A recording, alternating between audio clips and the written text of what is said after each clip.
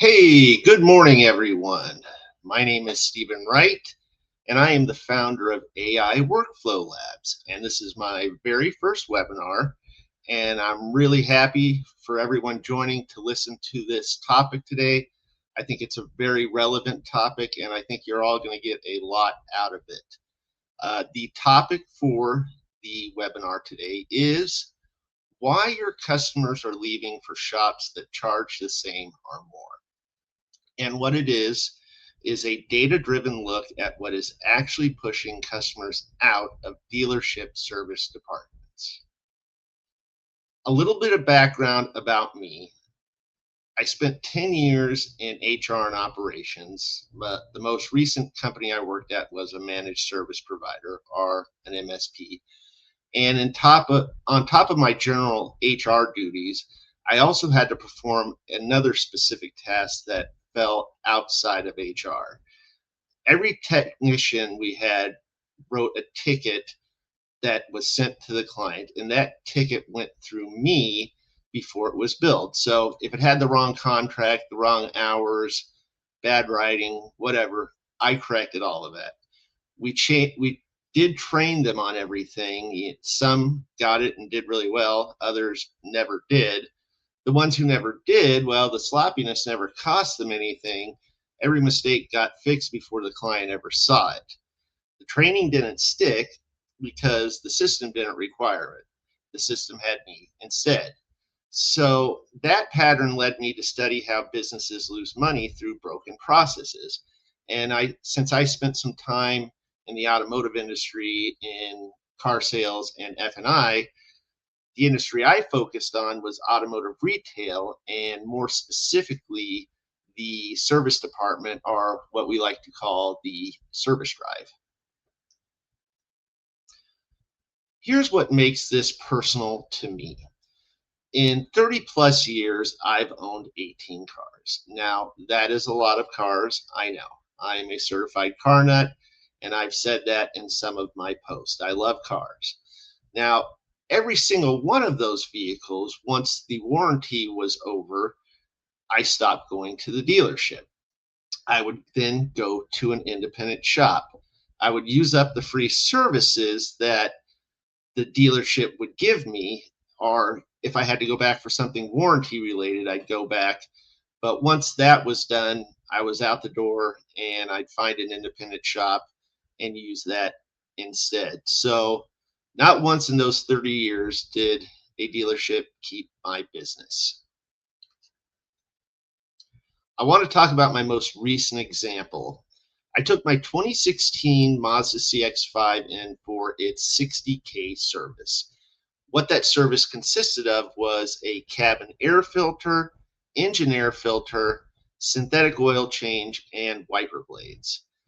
I took it to my independent shop.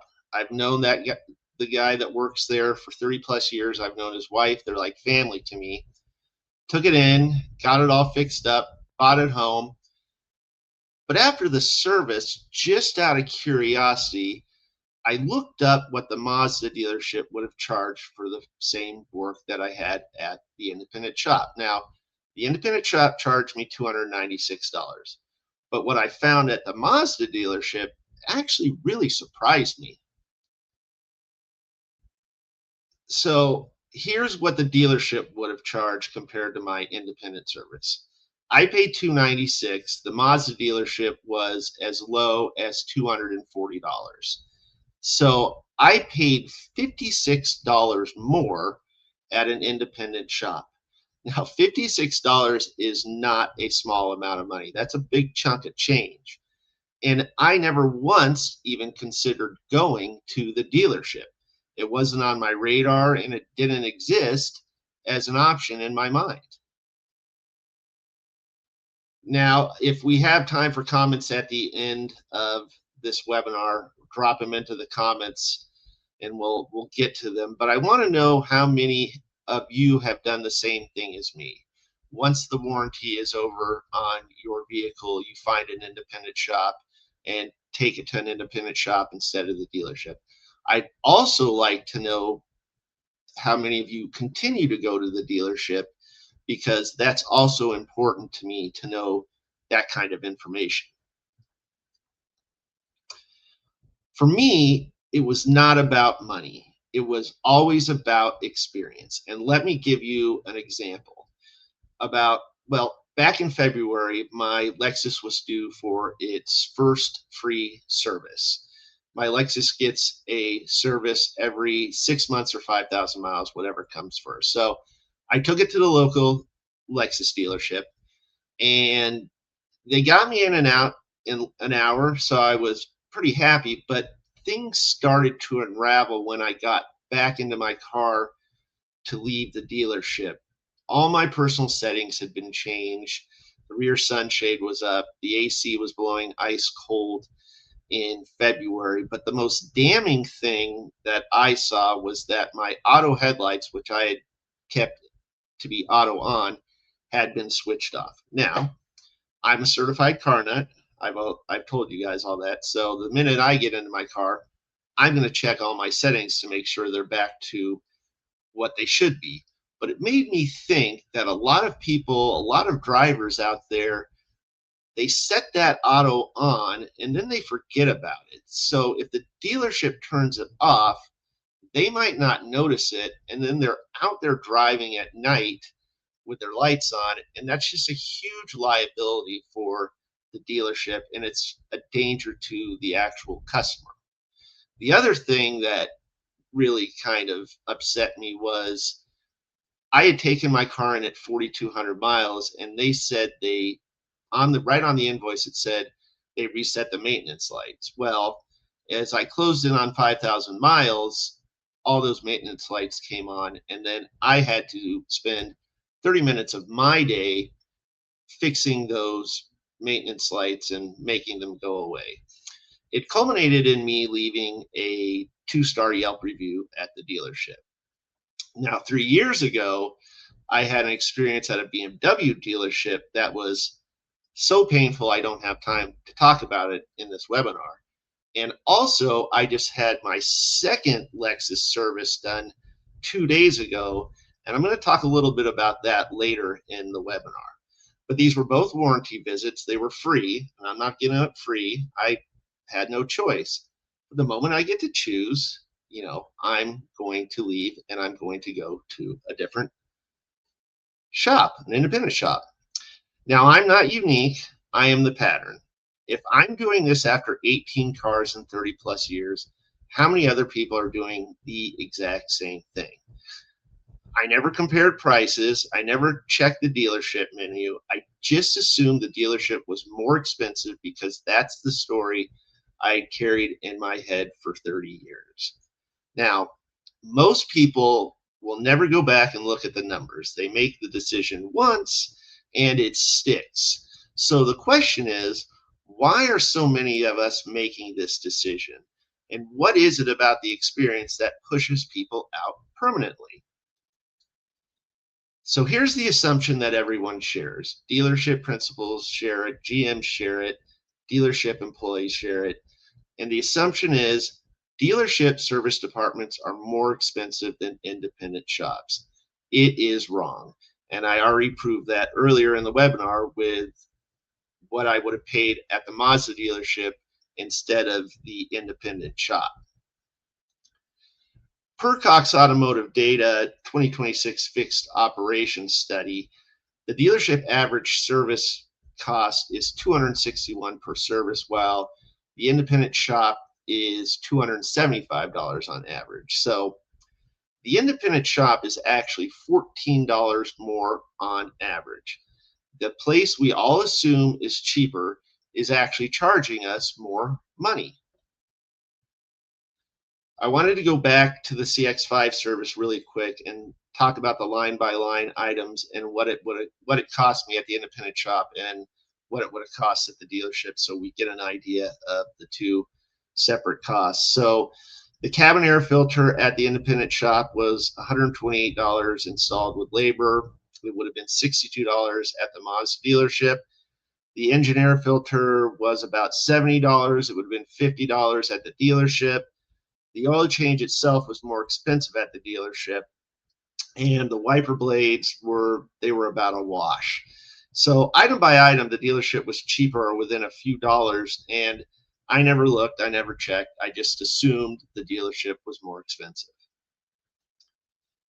Now, any GMs or dealer principals watching this webinar, this is what I want you to hear. Your competition is not their pricing. What that means is your competition is not the independent shop's pricing. Your competition is the memory of the last bad experience a customer had in your service drive.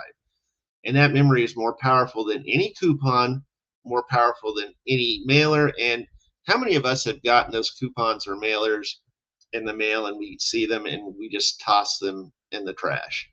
So if price is not the reason, what is? It is the experience between the appointment and the invoice. So it's the experience from when you drive up into the service drive to when you get your invoice and walk out the door. So here are the 4 ways customers leave your dealership service drive, and not one of them have to do with price. Week 1, they leave before they even arrive. This is per CDK Global. So 20% of inbound service calls go unanswered. That is 1 in 5. Now, how many of you have had this experience? You call the dealership to schedule a service. It rings and a robot answers and asks you if you want to be transferred to service or sales. So you pick service and then you get transferred to service, and then there's another robot with another menu asking you want to do what you want to do. And so you say schedule a service, and so you hit that button, and then it transfers you to a service advisor's voicemail, and you've never met this service advisor. So maybe you leave a message, maybe you don't, but the entire process is now taken between 3 to 5 minutes. Whereas you go on Google, look at the closest shop, independent shop to you, call over there, they answer in 3 rings, you schedule your service, and you're done. So let's move on. And this is per CDK Global dealer group audits. The calls that nobody tracks. Over half of voicemails left at service departments are never returned. They found at one store 80% of inbound calls were going straight to voicemail. 40% of service customers hit barriers before they even arrive. Now, these people don't leave a complaint, they don't leave a bad review, and there's no record of it in any report the dealership runs. Every metric they use measures what happened after the customer showed up, not what happened to the people who tried to get in and couldn't. Leak 2, they leave the day they buy the car. Now, this is again per Cox Automotive. Only 23% of buyers leave with a service appointment scheduled. That means 77% of new car buyers walk right off the lot with no reason to come back to that dealership for their service. Now, I can tell you in all my years of getting service or buying cars, I cannot think of one time when I was introduced to the dealership service department or I was asked to schedule a service. Now, that's 18 cars in 30 years, and that never happened to me. Now, this is again per Cox Automotive 2026 fixed operation study. The handoff that does not exist. Only 25% of buyers are introduced to the service department. 3 out of 4 buy a car and never meet the service team. Buyers come back for the free services, which we've established. You do not give up free services, but nothing gives them a reason to stay after those free services. So what does that cost? Well, it's $12,398 in lifetime service revenue per lost buyer. So if we take 100 cars a month times the 77 that never return, you're looking at over $950,000 a month in lifetime revenue.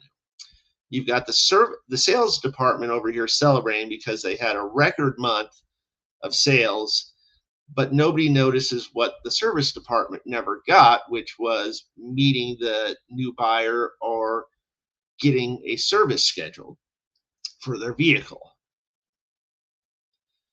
Leak number 3, they leave because nobody talked to them.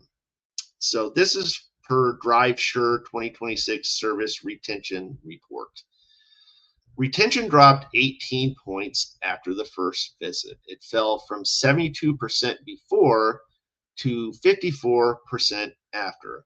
The number one reason? Communication, not price. How many of you guys have had this story? You take your car in for service in the morning at the dealership, and then maybe they give you a shuttle ride back to your office or a loaner car courtesy call.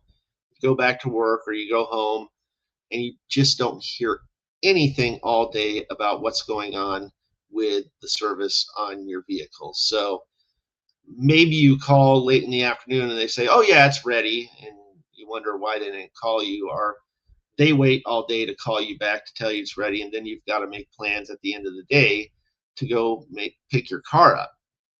Or even worse, you go to the dealership to wait for your vehicle. They promise you 1 hour and it takes 3 hours. And this is where I wanted to talk about my most recent Lexus service at a different Lexus dealership, which was 2 days ago. I went in and I was promised that my service would be under an hour. And it was very interesting because I clocked into that dealership at 10:24. They promised me under an hour. At 11:04 a.m., I saw my car pulled back onto the service drive, and I thought, well, great, it's ready. They beat the 1 hour. But I went to talk to my service advisor, and he said, oh, they're just waiting for paperwork. I said, okay. So I went and sat back down. And then when I got up again, I noticed my car had disappeared from the service drive. And I thought, well, that's interesting. So I flagged down my service advisor again. He said, oh, we're just checking the oil levels. It'll be a couple more minutes. I said, okay. So I waited more than a couple more minutes. But the bottom line is I didn't leave that dealership until 11:56 a.m., which is 97 minutes and not under the hour they told me it would be. So per JD Power 2026 CSI study, the silence that pushes them out. 64% of customers want photo or video evidence of work performed on their vehicle, and only 26% get it. There's a 38-point gap between what customers expect and what they actually receive. Now, a couple of stories for me. My previous BMW, when I took it in for its first service 4 or 5 years ago, I remember waiting for the vehicle in the dealership service waiting area, and I received a text, and it was a video of the technician working on my car, showing everything they had done to the vehicle. And I thought, wow, that is really cool. I love that. I love being able to see the work that's being done with my car. And then a couple of days ago, I also got a video of them working on my Lexus. Now, I've owned 18 cars in 30 years, and I can tell you that those are the only two services where I received a video about my car being serviced. Now, the gap is not technology. Every advisor has a phone in their pocket with a camera on it. The gap is about process. Nobody told them to do it, and nobody put it into the workflow. And I think cameras on phones have been pretty good for the last 15 plus years. So there's no reason why somebody can't take a video of your car being fixed and send that video to you. Okay, the final leak. They leave and the reports say everything's fine. This is per JD Power 2026 CSI study. Last year, the CSI score was 868 out of 1,000. That's the highest it's been in years. So on paper, everything looks great. You're almost at an 87% for your dealership service department. Here's what the score cannot see. 12% comeback rate. 1 in 8 vehicles are not fixed the first time. And I can again go back to my previous BMW to tell another story, which was I had taken it in for its final free service. And the service advisor said, hey, we're going to change your spark plugs now so you don't have to do it out of warranty. So I thought, wow, great. They're saving me a lot of money and they're going to fix my spark plugs right now. So I said, sure, go ahead. I was happy. I got in my vehicle. Something felt off, and a couple days later, the check engine light came on. So I had to take it back to the dealership, and then that's where my nightmare experience began. Now, 62% prefer the dealership before the visit. They want to go to the dealership, but 48% leave frustrated, and that's nearly half. Now, this is all per JD Power, Beast Quanta, Cox Automotive, and Kelley Blue Book. Cars are America's #1 consumer complaint category. That is above home contractors, above landlords, above robocalls. Now, I don't know about any of you guys, but I really do not like robocalls. So if cars are the #1 consumer complaint category, that tells you something. The CSI score only measures the people who stayed and answered the survey. It cannot measure the person who left. So let's put some numbers on it, and we kind of went over this a little bit earlier in the webinar. $12,398 lifetime service revenue loss per customer. That's every oil change for the next 5 to 7 years, every set of brakes, every tire rotation, every transmission service, every coolant flush, every set of wiper blades, parts, labor, all of it. That is $12,398 gone from one person. Now, again, this is per Cox Automotive 2026 fixed operation study. What does that cost per year? Well, if you want to look at 5 customers lost per year, you're looking at around $744,000 per year in lifetime revenue. Now, if you want to go to 10 customers lost per month, you're looking at almost $1.5 million per year in lifetime revenue loss. That is less than 1% of a busy store's traffic. Nobody in the building knows it because no report they look at tracks the customer who left. Let's look at the industry as a whole. Again, per Cox Automotive 2026 fixed operation study. Last year, a record $9.23 million average revenue per store. Again, like the CSI score, the best ever. But market shares down from 33% to 29%. Revenue went up, customer count went down. Because prices went up, fewer customers are walking through the door. As of right now, independent service shops hold 33% of the market, while dealership service departments hold 31%. Independent service shops are preferred. That is not growth, that is concentration, and concentration has a shelf life.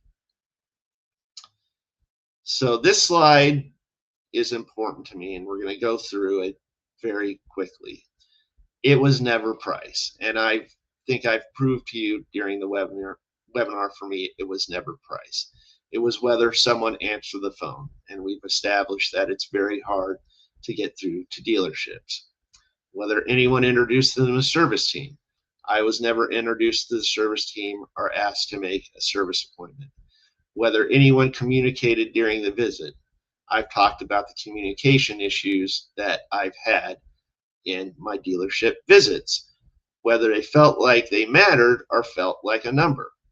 I felt like a number. And I can tell you, I did get an email just recently asking me to, when the CSI survey comes, to fill it out and give them a good grade. Do you think I'm going to give them a good grade? I'm not. The satisfaction scores cannot see it. Revenue reports cannot see it, and the financial statements cannot see it. So I'll leave with this one question. for dealership owners and GMs, what would you do differently if you could see it, if you could see the problems happening at your dealership? For everyone else, customers, your next service experience or your next service appointment, pay attention to the experience and not the price. Just pay attention to the experience. Thank you all for spending time with me on this webinar this morning. I hope to have many more webinars coming up, but I really appreciate you taking the time to watch this, and I hope you all have a really great day.